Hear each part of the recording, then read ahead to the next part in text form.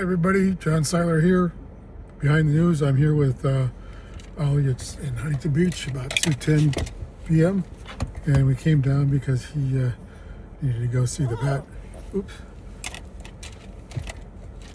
He had to go and see the vet. And if you're in Huntington Beach area, AAA Animal Hospital is a really good one. And while you're here, you can go to the beach. You can see the beach in the background there. While I'm in my car here. And I just wanted to do a short one here on, I'm doing these updates on the war, and I was just thinking, right, Ollie, he wants to do something. I was just thinking, we're all here. It's really nice in Huntington Beach. And what do you want, Ollie? What do you want? He wants to go over a walk. Okay, I'm going to pause this and see if I can start it again. Okay, we're back. Ollie had to go, so we took him and he went. Wanted to roll down the window. It's really blowing hard out there. If there's any surfers out there, they're going to be enjoying it. So anyway, I was down here. Let's see if you can hear that. It's really blowing hard. Anyway, I was just thinking today, sitting there with Ollie, how nice we have it. Even in California, we have things are messed up here in California because we have this governor and the Democrats have run the state for 50 years. We had a couple of governors, Schwarzenegger and Gray Davis, who increased taxes. They might as well have been Democrats. And and our governor, Gavin Newsom, I think now he's likely to be the next president. As long as this war lasts, the Democrats are going to be taking advantage of it.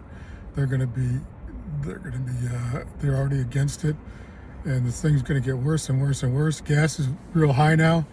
It's gone up about 60 cents here in California, and it's over $5. And for a premium, which I get, I'll have to check, it's probably over $6 now. And around the country, it's well over $3. And just a while ago, Trump was bragging it was like $1.99 in a lot of states, $1.90.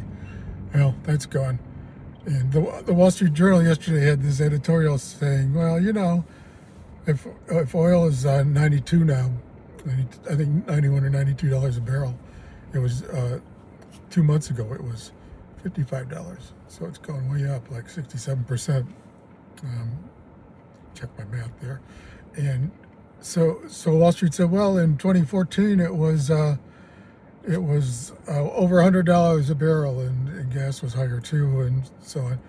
Yeah. In 2014 everything was cheaper. I was paying like $1,400 a month rent instead of $24.50 now here in California. Of course, this is California, which is insane, but everything else was cheaper for you too, I'm sure. In 2014, then 12 years later today.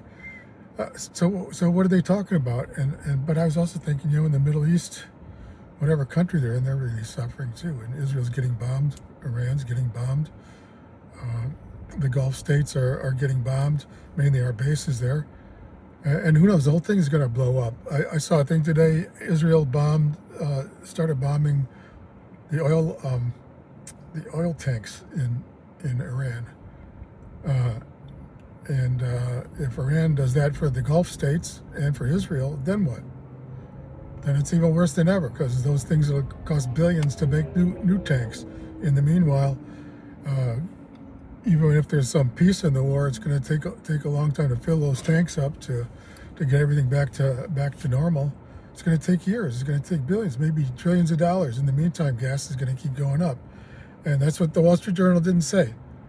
In 2014, it was, I forget whether there was some crisis in there. In the Straits of Hormuz were blocked for a while, but then they came open. And then Trump, like an idiot, he says he's going to keep the Straits of Hormuz open. How are you going to do that? They have drones and missiles all along there. It's 33 kilometers across, which is what, about 20 miles? It's like going over to Catalina. If you look over there, it's kind of hazy today, but because the wind is kicking up the dust, but you can see Catalina. It's about that far, and so we're supposed to think Trump can stop that. They did that once. I forget what year it was. Maybe it was '88. The Navy escorted vessels, but the point is not to sink the vessels. The point is to sink the vessels, but the point is not to do it with ships, but with drones that are on shore. And this is turning into a big part of the war is turning into drones. And Trump and his generals and Hegseth and those guys, they're all saying, well, we're blasting all the drone factories and the missile factories and the missile caves. Okay. But you can make drones in your garage. You get some parts, you put it in there. You put on an explosive, and there you have a drone. And they get the targeting from Russia, which they're all some guys are complaining about it. There's this guy, Representative Nunn, Zach Nunn from Iowa. I'll talk about him in a minute. And he was in military intelligence and was in that area. And he's talking about that, how they can knock all these things down. But if you can make these drones in your garage and get the targeting from Russia, he was complaining about the targeting from Russia. Well, guess what? Russia has been hit by Ukraine for 4 years, and we got the targeting from. We gave them the targeting, Ukraine the targeting. We gave them the missiles too, and they've even struck deep into Russia at Valdai, where they have that's a command and control center for their nuclear weapons. And Putin was there in his abode there. It's one of those bunker kind of things like they have for our president here, in case there's a nuclear alert. And if you attack one of those, technically they're supposed to nuke us. Because if you attack command and control for nuclear weapons, that means you're trying to decapitate them, and then you send a bunch of nukes in all over the place, kill everybody. That's the idea. That's how bad it is. So and now this thing, who knows where it's going to go? It's just a horrible situation. Okay, Ollie, you want to go home? Okay, Ollie wants to go home, don't you? Okay, we'll go home. Okay, that's about it. I was down here, but I was just saying again that, we have everything's very peaceful in America. We're going to pay a lot more for everything.